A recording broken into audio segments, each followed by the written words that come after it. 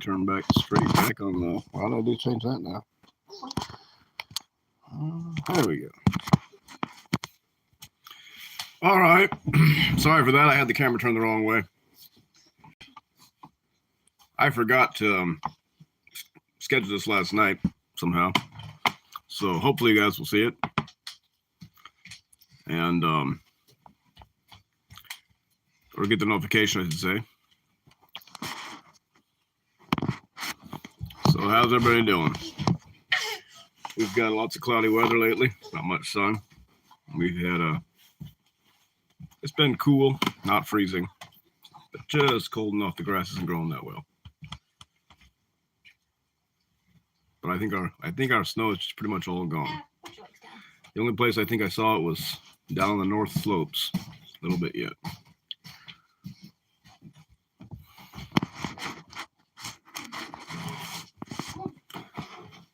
So, because I forgot to schedule it last night, I don't know how many people are going to see this. But I see one person's been on.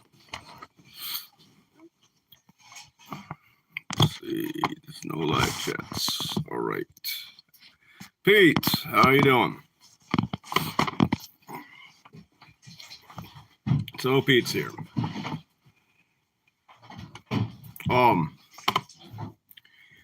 I don't know if you guys noticed, but on my I'm really suspicious that there's certain things on this site that aren't like to be talked about, or said. Raining. Well, here it looks like it's going to rain, but it hasn't yet. Because I posted a short of redacted talking, and it barely got any views. Had good click-on rate, good view time, lots of likes. Went nowhere. So I'm very suspicious that they don't suppress or censor certain subjects they don't want to talk about. That's the way it seems to me. Yeah, so how's everything going where you guys are? Here, lots of work to do. Yeah, I seemingly can't get all the work done I'm supposed to need to get done. I've been, I spent last week working on the greenhouse. Sorry for the moving around, I'm just gonna walk out a bit. So we got greenhouse ready for plastic, but it hasn't been warm enough to put it on because you don't want to put it on when it's cold. Let's see, I'm gonna turn this camera around just a bit if I can. So I put up this wash line. Yeah, I've got to work on getting me some line holders for that thing. Whoa! Somebody fell.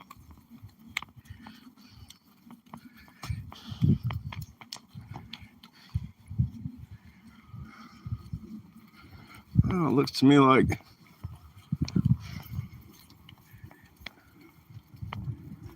see, it is sprinkling a bit, so I think we're heading all as close to rain, huh? Hey, David. You were supposed to go lay down. Well, you guys can come for me a bit and then go lay down later, okay? I'll take you down and show you the seeds coming up in the greenhouse. I wanted to. Yeah, the seeds are coming up. Got I'd say pretty well half of them, I suspect, at this point. I can't see your messages, so I'll get back. Once I get out of this sun or light, I'll look at them. Oh boy, it's muddy here. Dave, I'm gonna go in this other door. Let me go in this side door. All right. Let's see.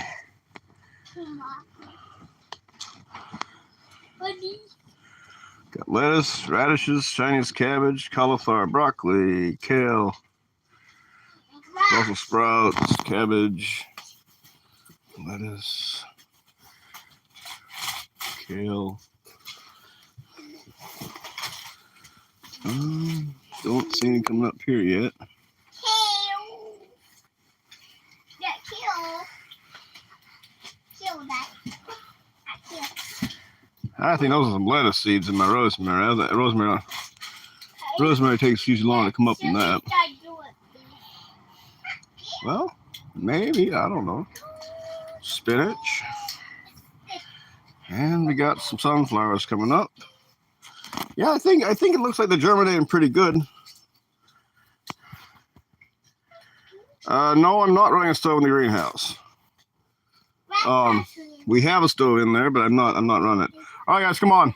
Come out this way and shut this door again. It's right now I have the cold weather crops planted, and then over here I'm going to plant the warmer stuff, or more warm weather stuff when it warms up a bit. Come on, Johnny David. You guys having a problem? Come on. Oh, and yesterday I was cutting up little branches and stacking piles of wood all over the place. Branches. You guys, come on. What's going on? Okay, we have a problem here. Somebody's stuck. Just slide down. Come on. Okay.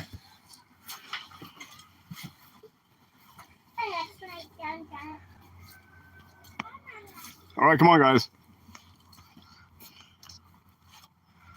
Yeah, we haven't got any plowing done yet. It's been too wet.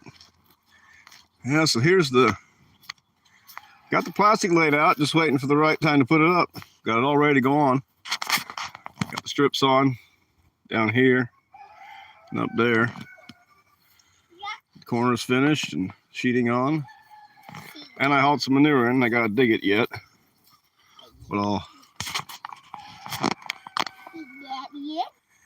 I will dig that up once it dries out a bit. I probably should put plastic on it first, but yeah, so one of these days, as soon as it warms up a bit, I'll put that plastic piece on there. All right, come on, David.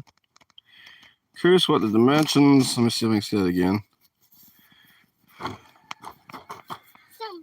Let's see. So let's see what they were. I had, what's the water? Oh, yeah, I dug a ditch. It's so muddy here. I had to drain the water. It's running pretty good right now. Yeah. My mare got out. Huh? That's fine. Doesn't matter. So this is I'd say 3.5 by 3.5, I think, cedar. And I'm sawing my other lumber pieces at like 2 3/4, 5 7, 5 3/4, and then 1 inch on the sheeting. That was a 2 by 6. I think I got the bottom boards are either cedar or tamarack, so they don't rot. I got cedar stakes drove in, cedar poles, tamarack base. I raised that one up because I eventually want to raise the level of this greenhouse, but I'll have to haul more dirt in. And this soil here is so poor, I don't really want to haul in from this field here. This field's really heavy clay. Except this corner right here is not quite as bad. But grows good grass, but garden doesn't do as good on it. And I need to ditch it a little better. When I first moved here, first year I made a nice ditch and it drained, and then the guy come and tractor plowed it for me, and it kind of changed the drainage, and now it's all stays wet. Hey Johnny, come here. Go.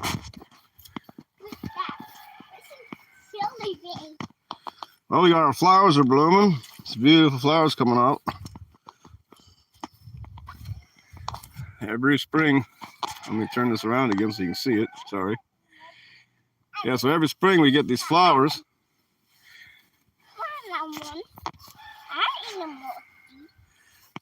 Okay, I saw these strips for to hold the plastic on.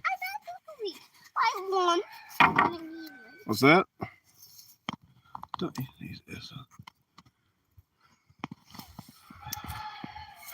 Yeah, the big project is still got to finish tearing the house apart and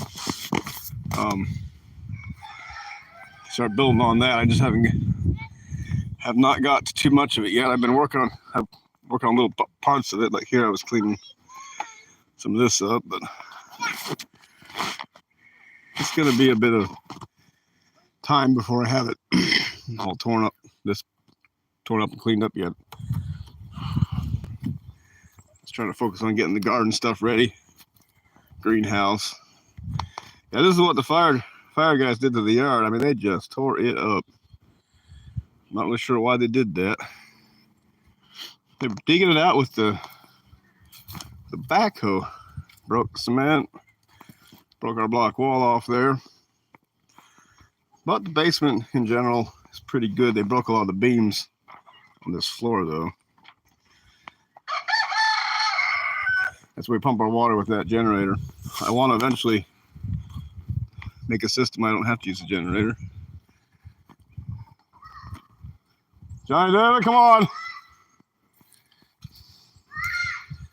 So you saw my video yesterday. I had the horses on, or I had a couple horses on here, but I put the one on the video. And quite impressed with how it ran. It's his first time on, so he had quite a fit. Will you please stop yelling? Hey, be quiet. He had a fit about getting on it, but it looks like it's going to do pretty good. This top shaft has a pretty good speed to it, and I think if I put a larger pulley on here down to a smaller one on a line shaft, I can run something pretty good with it.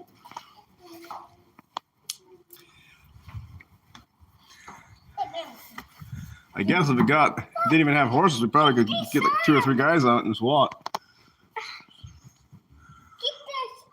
What? No, we're not going to run right now, David. So my next project for this coming week, I'm going to be putting 2 stalls in this side. I'm going to have to haul some fill. I'll probably haul either some sand or dirt in here. I built it with that in mind. I was going to haul in maybe 3 or 4 inches of fill on it. It's just a little too low. Let them roosters mess it last year. Oh, hey, Matt. Yeah, the roosters are a little noisy, aren't they?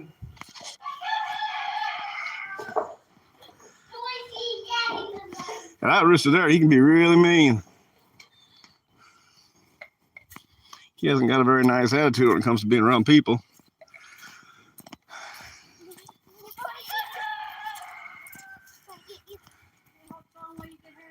Whoa, no, he's fine. We were up. Where'd you get out? Oh, here's my garlic patch. I can see I missed about 30 bulbs I didn't dig up that I should have.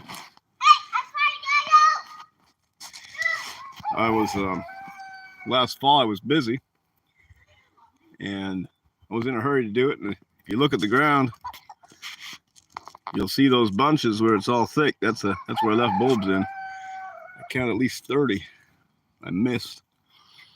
And then I replanted, So got some irises in the back, some onions.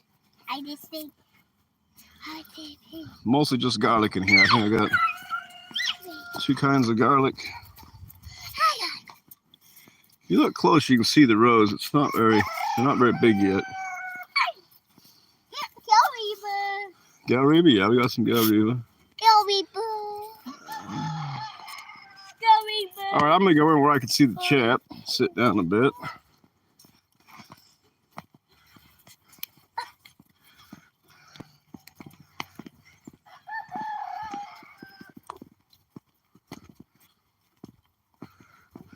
How we getting a little rain now?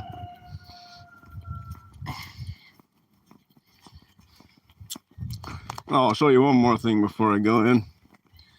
I was going to show Pete these rabbit cages.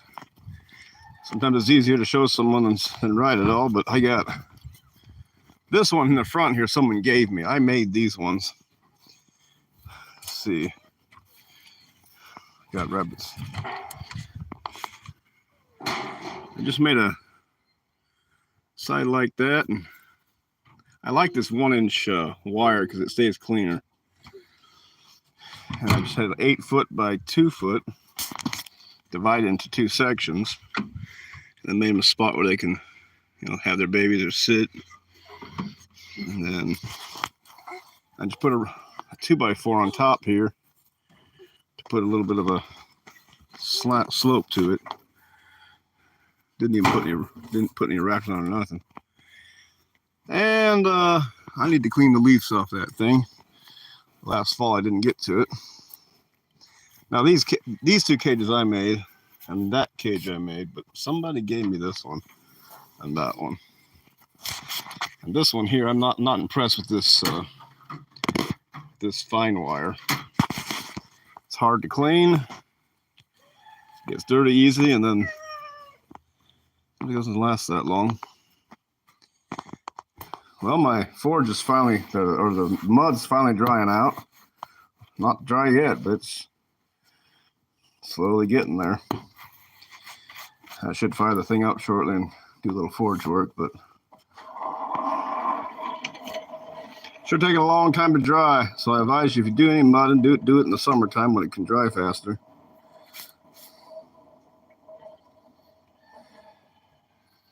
Yeah, we had some snow. We had snow last week. I think we had 2 or 3 days where you come between snow and rain, and it would kind of go off and on.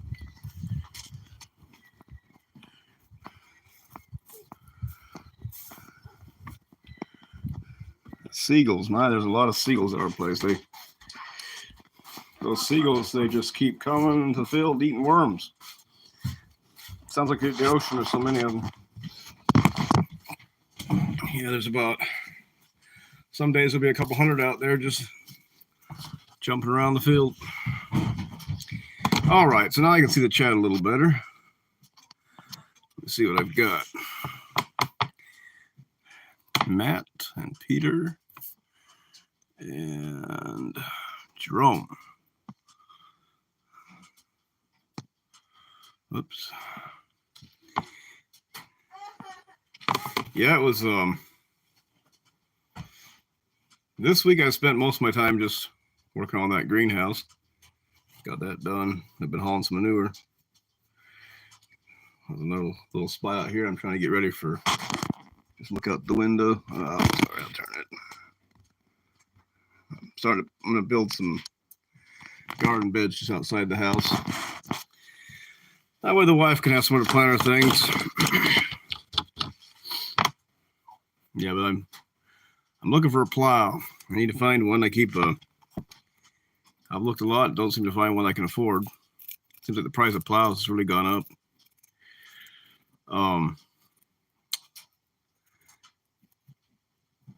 There was, for me, it's hard to get to the auctions, and we don't have very many up here. We have, downstate, there's auctions, but it's a long ways from here. And I don't have a license and can't drive down, so I have to find somebody. And yeah, auctions aren't as big a thing up in the north they are in the south. I think down south there, a lot of people go to the auctions, but here it's not quite as common. Well, I was thinking about one thing. I sure hope that Berkey Amish will be holding auction in a few weeks. Hope to go. Berkey, New York. I've never been to Berkey. I've been to Hewelton, upstate New York. Well, the Amish community there. I was there for a few weeks. I think it was 2 weeks I was there in Hewelton. I wasn't very fond of New York. I find it very rocky. Rocky and mosquitoes. I know a lot of people think they think the north is all mosquitoes, but we have very, very few mosquitoes here. And not that many rocks. I mean, our place has got more rocks than most people. We have this farm particularly has a Vermont's rocky. Yeah. This farm particularly has more rocks than the farms around here because we have a gravel or a sand rock vein that runs through the place. And that's the part of the reason why we have more rocks than most people. But most of the farms around here are just either clay, and then if you go further west, they're all sandy. A lot of sand. And it's a little too sandy, I think. It's like we got lots and lots of clay here, and they've got lots and lots of sand. And there's not a lot of. It didn't seem to mix very well. Wherever there is sand, it's sandy. And where there's clay, it seems to be clay. If you go to Missouri, and Missouri's got these fields in the northwest Missouri, they're sand loam with clay and sand together. That's something you don't really see here that much. I'm not saying that you don't see there's none of it, but it's just not very common. A lot of times it's either one or the other. And then our rocks, some of them can be very big. If you hit one, it's Dollar Settlement from Marion, Kentucky. All right. Yeah, I've been to Marion years ago. One of my friends, Hugh Holland, he's down in the auction in Tennessee today. I think there's probably 1,000 people there. It's a machine to sell. Hey, David. I did. Did I? Could you close it, please? What's that? Oh, I heard. You trying to blame me for trying to freeze her pepper plant? I don't want to freeze a pepper plant. Let's show you these pepper plants. Here's my pepper plants. They're little spindle leaks. They're inside the house, but they're not doing so bad. That'll give us a head start.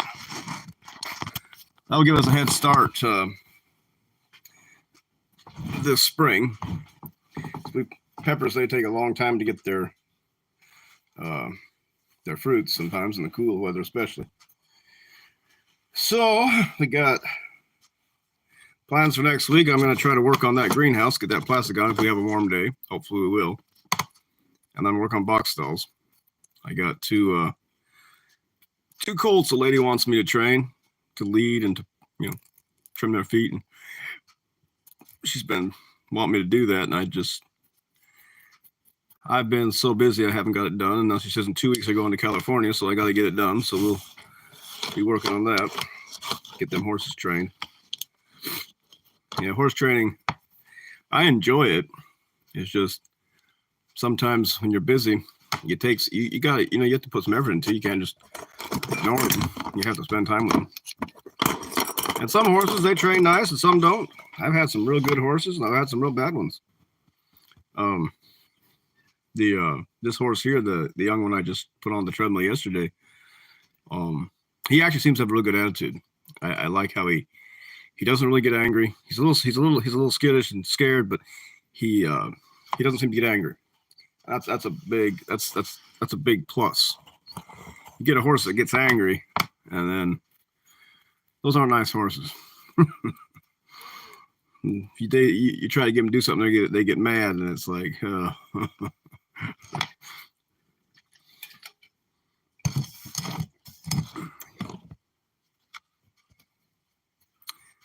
oh, I'm getting a phone call and I can't answer it. Let me see. Sorry for that. I didn't mean to lose you guys. I had to notify my phone call I'm on a live stream because there's a guy I want to talk to, but I can't talk on the phone and live at the same time. So for some reason, they don't allow me to do that. So when did you say an auction's coming up? So you said feeder dairies. Do you hunt for morels? Well, I used to when I was a boy. I haven't done it for quite a few years. We have a lot of dead elm trees on our place. I suspect we always looked around them dead elm trees. I should actually go down and check them, but I just usually when I get up in the morning, I do my chores and I get to work, and for some reason, hunting mushrooms has gotten to be one of those things that I should probably do, but I just don't.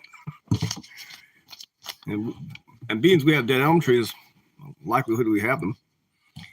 seems always whenever you have them dead elm trees.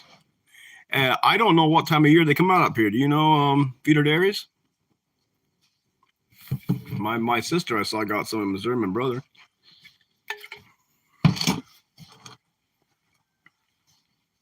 Hey, Dix, what are they doing out there? don't know. They called me down while I went to the greenhouse. There's dragons up around. Yeah, so if anybody happens to know of a good two-way plow that's for sale for cheap, let me know, because I'm looking for a plow. Mid-May. Okay. So it's getting closer time to hunt them. I suspect we're quite a ways behind Missouri here.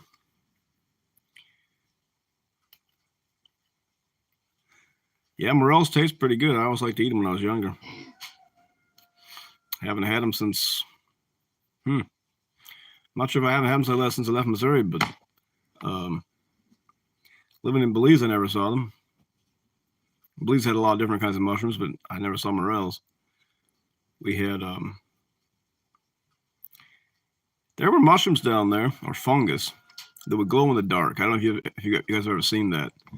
The piece of wood, you get a piece of wood with it in it, and if you split it into pieces, I first noticed it when I brought it into firewood into the house to burn.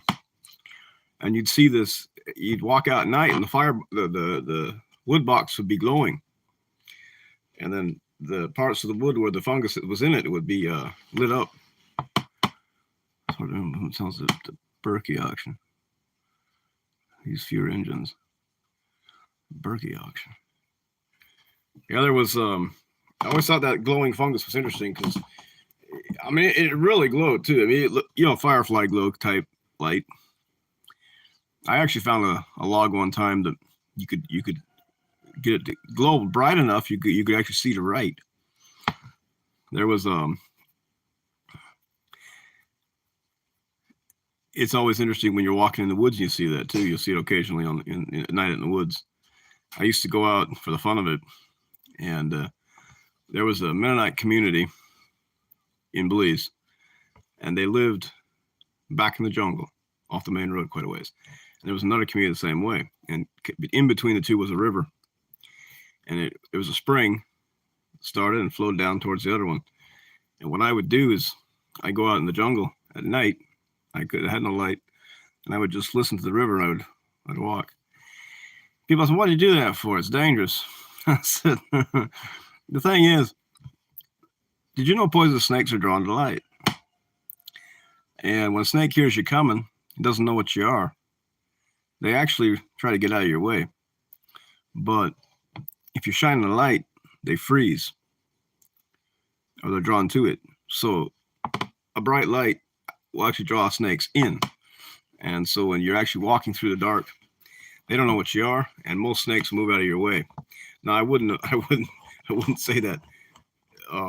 In some ways, well,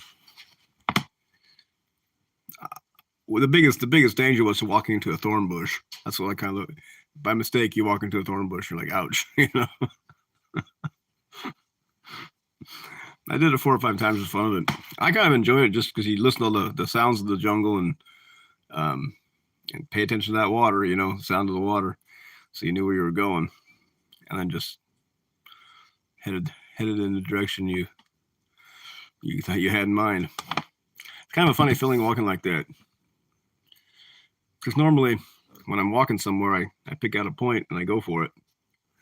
Because you'll notice if you're walking in the woods, I don't know if anybody knows this or not, but a right-handed person will veer to the right and a left-handed person will veer to the left. So you'll circle to the left or to the right, depending which way you are.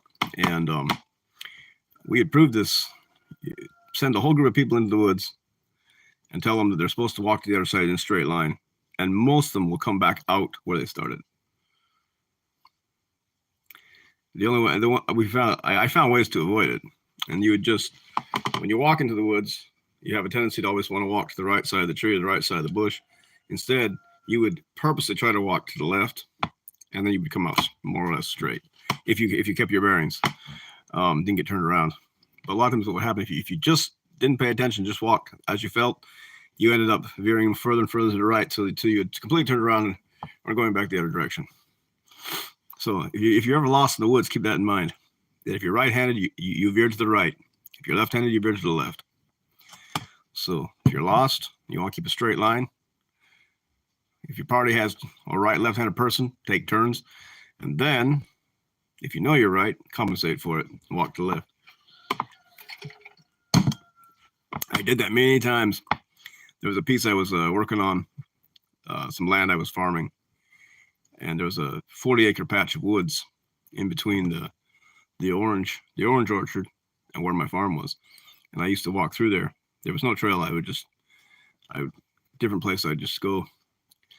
I practiced that for many times. I'd practice to see if I could come out, because I knew my piece of the land and the orange orchard were directly across from each other, but that stretch of woods in between. So I practiced trying to get a straight line, and it is a lot trickier than you think. You think, well, I can walk straight. It ain't hard. It's tricky. You don't realize what you're naturally prone to do. That's why I think people get lost sometimes for that reason. They don't realize it.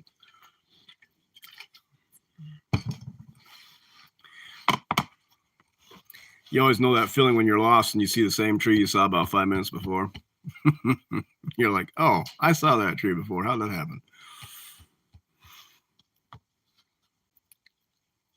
I think the worst time I got lost was I was just in a big field. You can get lost in the field too. It's high grass, you can't, high brush, or not trees, just brush. You cannot see where you're going, and misplaced for a bit. Yeah, the worst time I got lost in a 100-acre. It's my 100-acre ranch, and I wanted to go out. I had in mind to go out to there was a bamboo patch in the back, and I had gone out there. And I got lost, and I was lost for, I'd say it was close to 3 or 4 hours before I actually found a fence, which I followed to get out, because the grass was so high. A lot of the grass was higher than your head. There was no big trees for landmarks. It had been bulldozed and burned and grown back, so it was scrub, brush, and grassy, and impossible. There was no really landmarks. Everything looked the same. It was just. I'll tell you, that was a frustrating situation to be in. Where you lost your way. You didn't know which way was which way. It was cloudy out. There was no sun. You didn't know there was no wind either. That would make it even worse. No wind blowing, because normally the wind blew from a Pacific direction, and you could figure it out by the wind. But there was no wind, no sun. And finally, I found a fence, an old fence that had been put back through there, and I hit the wire, and I knew that I was at the edge of the property, and I followed the fence and got back to where I knew where I was, a trail. Yeah, but that feeling of being lost, it's not fun, unless you don't care. There's been times I haven't cared if I get lost, but that time I was trying to get back to my cows. I wanted to get back. I couldn't get out.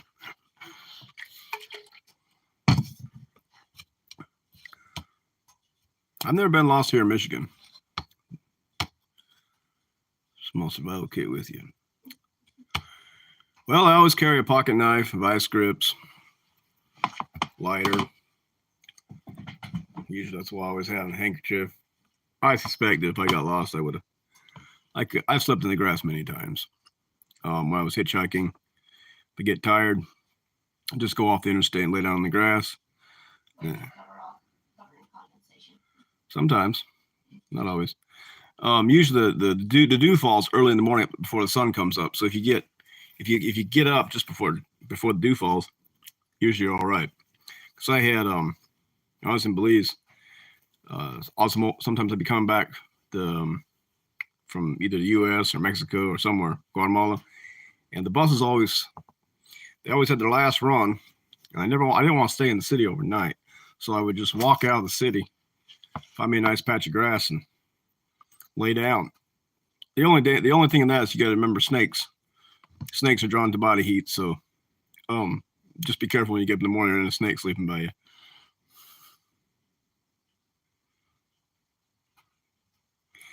Yeah, I never, when I would sleep in the grass, a lot of times I would just lay the grass down a bit, make me a little bed, just lay there. And it very comfortable to me. I could sleep well like that. Yeah, the moonlight. There was one night I was out looking at the stars, and when I got up, there was a snake in my coat. It wasn't a poisonous one, but it did kind of scare me. I didn't know it come by. I stood up, and that snake was in there. Fell out. It's about 2 foot long. Snakes they seem to gravitate towards heat, so they're drawn to it, and to light, heat and light. They come to both. So if you don't want snakes sneaking up on you, don't put out a light.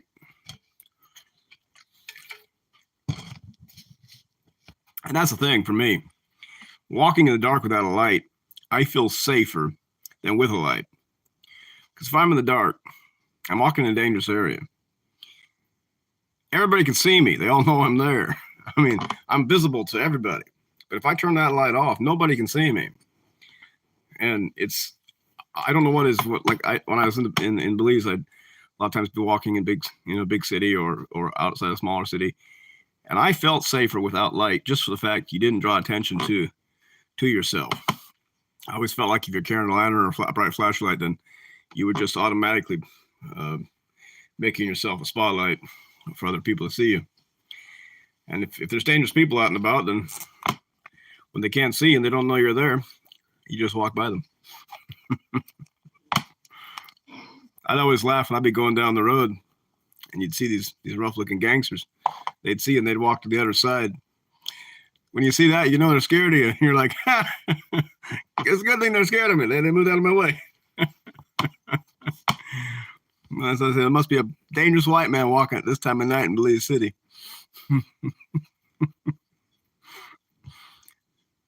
Because most people wouldn't do it, Me and my brother went out.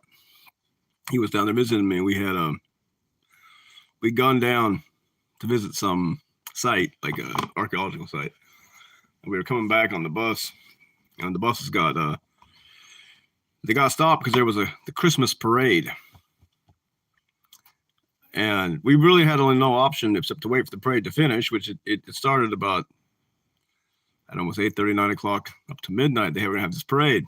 And I told my brother, I said, I'm not staying in Blaze City till midnight. We need to get out of here. So we just started walking down the street. There was only one way out. We had to go through the route of the parade. So, but we were the first ones in the parade. It was kind of funny. We're going down the street, and both sides of the street, people are lying on the road. And we're just walking through. People go, hey, Mennonite, calling us Mennonites. Just walked on through the front of the parade on out of Blaze City. Yeah, that was you could smell weed that night. Yes, weed, some smoke of weed was heavy. People were smoking on both sides, all over. I didn't realize they had Christmas parade, and I didn't want to particularly wait there in the city till that late. I don't like to be in cities. They're just better for me to stay away from them places. Unless you have to go and do something, then get out. Hey, Dix, can you go check on them? They're getting in my shop. I see the doors open, which means they're probably getting my tools. You hear me?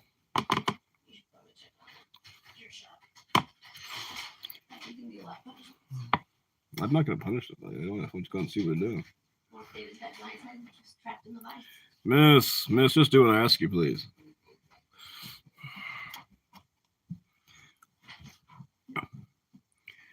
Yes, anybody have any questions? Let's see if we got any. Trying to sleep in the moonlight because it's a little colder. It's slightly colder. The moonlight, unless it's compounded, doesn't drop it. Unless you take a magnifying glass and you compound it down, it won't drop the temperature on a thermometer, I don't think. But when you compound it, is when when you bring it to a point, then it will drop the temperature on something. Now the sun, the sun hits you, it feels warmer immediately, and then if you compound it, it burns. It really burns. You can start a fire with direct sunlight to a point, and it will start fire. It will cook food. I've never tried myself to cook food with the sun, but I've seen people do it. I've always wondered how. It have to be a pretty sunny day though, and up here, we just don't get a whole lot of sun. It seems lately. I feel bad for the people with solar because if you're wanting a system of energy you can get from something besides the line, I would say go for wind, at least up in here in this area, because we get way more wind than we get sun. There's sometimes, we're going to slow this back up. So how does it work? You've used it before. For me, it's like we have more days where we have wind over sun. And when we do have sun, it's not always that strong, especially in the winter. When the sun's far away and the sun's low down, our sun is not strong. Where the wind, on the other hand, we get an average of probably every half the days have some wind, or windy somewhat. So if you had a wind system, you could obviously, I think, do a little better than solar. And the thing about wind is too, I feel like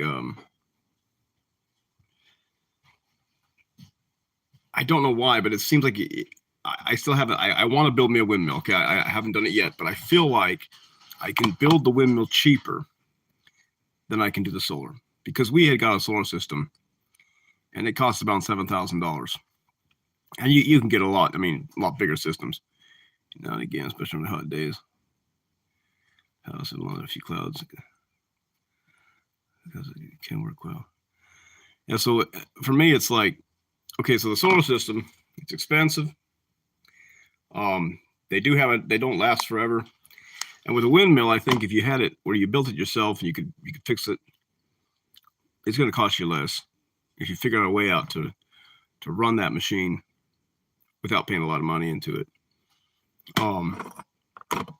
I'm considering, what would still be, I think it's coal. I would too.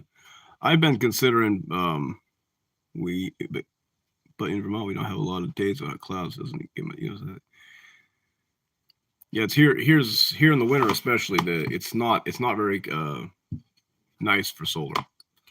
It's just, I think sometimes in the winter we've had days in a month, we've had 3 sun days in a whole month that were actually sunny, and that's the solar gain from that's very, very low. That's probably why our snow doesn't melt more in the wintertime. But in Missouri, we ran a refrigerator, we ran all like 110 lights, the whole system from 4 panels. Baker's choice. Hey, does anybody on here know what's going to happen to the Pioneer Princess stove line? Because I hear Caneyville's selling out, and I like them stoves, and we have 2 of them. We need a new top for the one, but they're nice stoves. They're probably the best I've ever seen. And did anybody hear who bought that company? Miss, they're in the shop again. Not doing anything. Yeah. Yeah, my shop is too full of stuff. What got last Baker's Choice? Caneyville. So Caneyville makes Baker's Choice too? I didn't know that. Yeah, the Caneyville settlement, they're breaking up. They're all moving out. There's one to the live stream. Show everyone what you got. Johnny's got worms. That's one thing we do have a lot of is worms. No, these the Pioneer Princess. I like the way got the big firebox with the front door. I like the front door on it because you can put wood in from the front. And the bake oven's pretty good sized. There's the ash clean out. For putting wood in, there's a second spot to clean it. You can tell by the dirt that it's used and not just for decorative purposes. Well, now you can keep it clean. I told you all day how much we're going to keep their stoves clean now. It's hot right now. I keep telling her she makes all these excuses why she can't clean her stove. And I tell her, you know, our grandmothers would have been so thankful to have a stove like that. You can imagine or back in the day, if someone had a stove like that, well, they would just be like the most prized possession because it's so fancy. I mean, think about it. You go far enough, a couple hundred years back, they used a lot of them just cooked over an open fire, fireplaces, open fire, and used stoves weren't very common. Down in Central America, a lot of the Mayans they take 2 cinder blocks and lay a piece of metal over it, start a fire underneath a piece of metal, and that's their stove. They cook their tortillas on it and their rice, and a little bit of their meat sometimes. They just build themselves a little wooden table, put some dirt on top, 2 cinder blocks, and that piece of metal. And that's their stove. Simple stove. I mean, it was a lot smoky. A lot of the houses would the roofs would get dark from the smoke. The smoke would just go up through the. And a lot of the roofs I saw, about half of them were probably made of leaves, and the other half they used tin. A lot of times they just get tin from somewhere else, throw an old rusty tin up, and leave a hole in the top. That way the smoke would just go up through the roof. I mean, in Belize, a lot of places they didn't close the walls in that good. It was warm enough; you didn't have to worry about that. Now, for me, I don't particularly like sleeping in wet or damp conditions. And there was something about in the night, we would get these mists that would come in off the ocean, and they were just a really heavy mist. And there was salt in that mist, and it would come in, cover everything. And if you left a tool, a brand new tool, never used, hung it out inside a building on a wall, that mist would come onto those tools and would rust your tools out within 3-4 years. You could have a brand new tool, never used, completely rusty. It was amazing what happened. Buckles, nails. If that mist could get to it, it rusted it. And there was salt in that. There was salt in it. I'm not sure if everywhere you live by the ocean it's like that. I don't think it is. Because up in the North Sea, it seemed like stuff lasted long. It's all about the humidity. Because I saw old houses in the North Sea that had been abandoned, gone into them, you're looking at them. Some of them houses were hundreds of years old. Yeah, they were still, the wood hadn't rotted, maybe a little bit, but not much. There wasn't a lot of rust on the metal. So I don't know. Maybe it's the humidity in Belize that does it, the heat, in combination with the salt water. I mean, here we're far enough from the ocean. I'm kind of getting worried if there was ever a collapse where the economy collapsed, salt would probably be worth more than gold because there wouldn't be no salt here. I mean, we're a ways away from the ocean, but at least we're by the waterways, so people could ship, salt in a boat. Maybe I should get one of you guys from New York or Vermont to bring me a load of salt down the Erie and come up through the lakes and drop it off in Sault Ste. Marie. We could make a deal. I could send you pine sap. Oh wait, what can I send you? Oh, I'll trap you a beaver. Give me a beaver pelt. You bring me salt. Yeah, I've got beavers. I've got pine sap. Well, I think we still have a few. No, the salt's an important thing, at least for keeping meat. Yeah, we cut our last of our bacon up today, so we will be officially baconless after about a week from now, probably. Oh yeah, we're getting enough eggs from chickens. Chickens are laying pretty good again. But I'm still debating whether or not it's actually a smart thing to raise pigs, because at this point I don't raise my own feed. You don't raise your own feed, you got to buy it, and they get a lot of money in the pigs. I mean, I don't make a lot of money, and literally we spend more money on the pigs than almost anything we got. And my wife's saying I spend more money on the pigs than her. It's true. We do spend more money on pig feed than we do on ourselves. So which kind of makes me wonder if it's actually the smart idea to raise the pigs, because unless I grow my own feed, it's not the best idea. And if you can grow corn, some feed or something else to feed them, it'd be good. But we don't grow our corn. We grow corn, but we didn't ever enough field corn to feed pigs. I did a little bit, miss. Didn't do well. And see, our sorghum, I planted sorghum here, and it did really good, but it didn't get mature. It was almost mature when frost hit, and it froze. So we didn't actually get a mature seed crop from our sorghum. And I was thinking, well, Mangalites, if they're foraging abilities in lard. Yeah, so we got the Berkshires, and they're supposed to forage too. The thing is, I'm worried to turn them out because I'm scared they're going to go and they're going to tear everything up.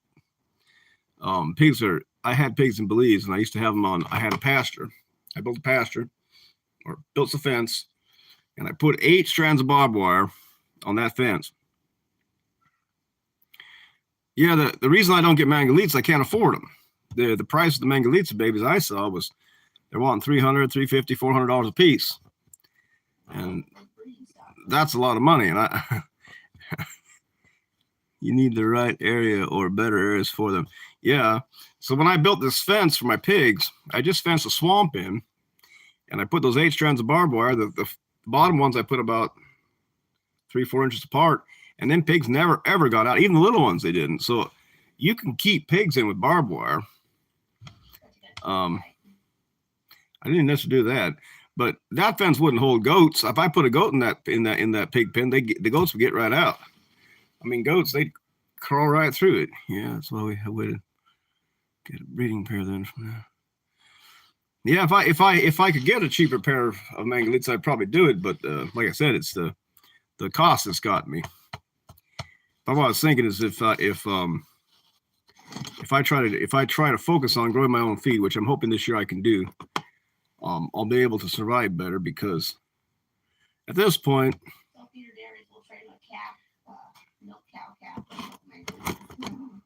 oh well, we don't know what our cow's going to get yet. I think it'd be nice if you could make a pasture for them. Like there's a guy downstate, he has his Mangalites, and they're just out all winter, just outside.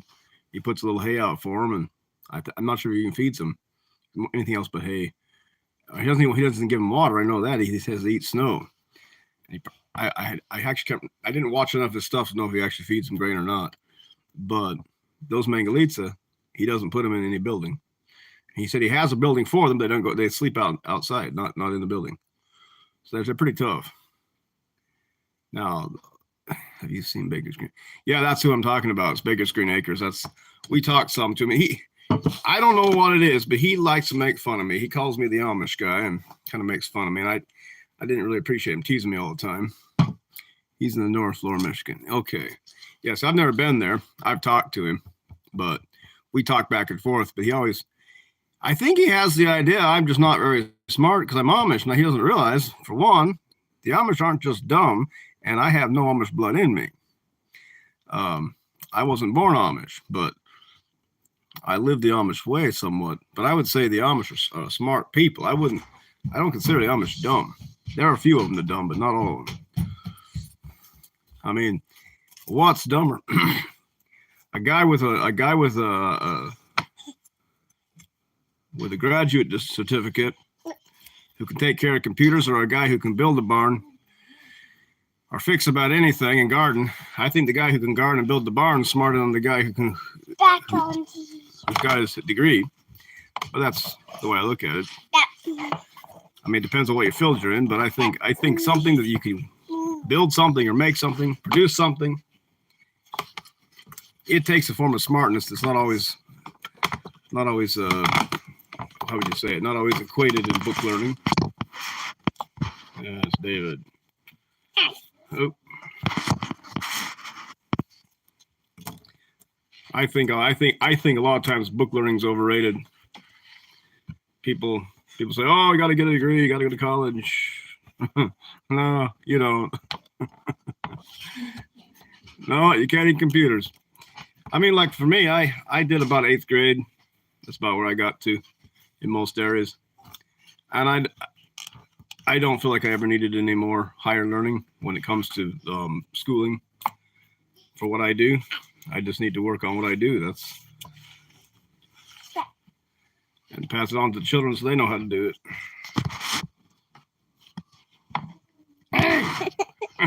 Yeah, I think that's what happens.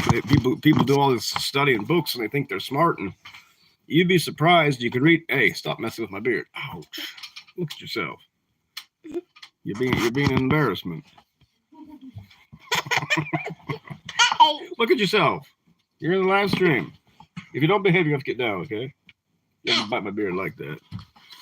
No, what I noticed is people think, well, they got this book learning, but just reading a book and actually doing it is a whole different subject. You can read about something. True. You can read a book and have all the knowledge, but not have the skill to do it. And it's the same with I've noticed with these people who do horseshoeing. They go to farrier school, and yet they're really not that good at farriers because they haven't had the experience. And it's all they have a degree, but their degree isn't backed up by experience. So, I started out just by doing it. You can feed yourself, you're easy to control. Yeah, it's true. I think the best way to beat the system is to grow your own food and not to buy their stuff. Just to simply stay out of it the best you can, because the big corporations, they want you buying their stuff and working for them. And I think, if you think about it, someone who works 9 to 5, it's a lot more stressful on the human body. And I've noticed that I don't think people have as much time to think if they when they're working like that. Because it seems like people who work 9 to 5, they don't like to talk about deep subjects. Your hair is a mess, you know that? Making faces in the camera.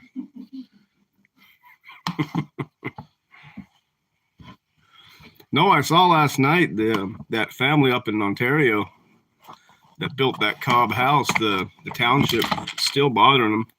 They want to tear the house down. I don't appreciate that. Someone who's trying to live, off the land, build their house from the land, and grow their own food, and work hard on their farm. The townships try to tear the house down because they say it's not to code. They say it's unsafe. I don't like that. Hey, we have to get down if you get too moving around too much. Okay. They said they built their whole house, and it cost them $850 total for the house they built. And now the townships decided they condemned it and they want to tear it down. So they're fighting it. They've been fighting it for I think 4 years now, and it's in court again. It's sad that people don't understand that it's your place and your house. I don't see why they think it has to be a certain way, but what are you doing? He's looking at himself in the camera. Oh, Johnny.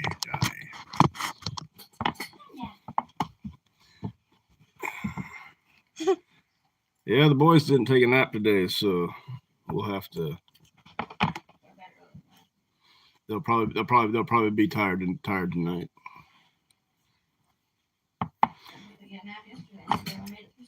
Yeah, true. Yeah, I like coffee, so When I was down in Belize, I used to grow my own coffee. I had coffee bushes. Coffee bushes. Yeah, but coffee bushes. Coffee bushes. I don't think we grow coffee bushes here, but Coffee bushes. I got you. You know, coffee's got different colored berries. I had some that was yellow and some was red. I got people. Hey, it would save a lot of money if you could grow your own coffee. Yeah. I've drank coffee. I don't know how many years now. I usually just drink the grounds coffee, but ground seed coffee. I don't buy their stuff. Try to buy it on sale, but I think we pay like how much? You think we pay? How much we pay a month on coffee? Do you think?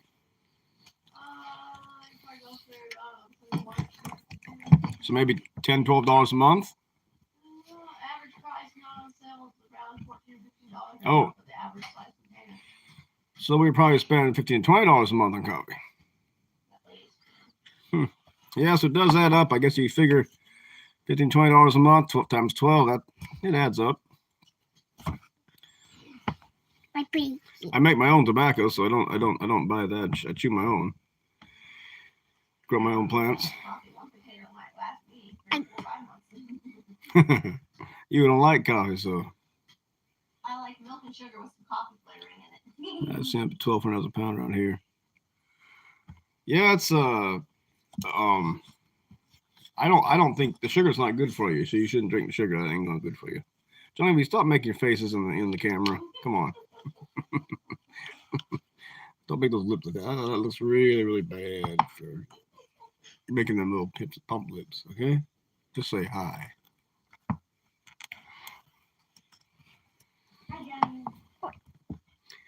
David, what are you doing? Hey. Knife. No, it's not a knife. It's not a knife. Knife. And that's why you can't have a knife yet, because you haven't been careful with it. You would have hit me right in the face if that was a knife. Knife. Oh, it's funny how the children pick up really quick when they see stuff. Like you'll see them out with a little piece of stick shooting a gun, you know. Dun. Calling you dun.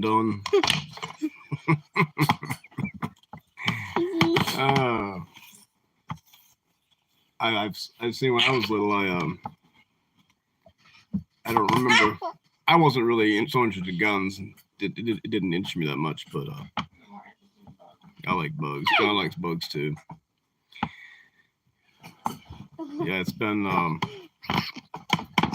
I think when you watch children play, you forget sometimes. As you get older, you quit paying attention to little things like you used to. I mean, when I was little, I used to pay attention to all the bugs and the plants more. I still do some, but now I look more just for bad bugs and try to get rid of the bad bugs, and I don't stop and observe the worms as much as I used to, the crickets.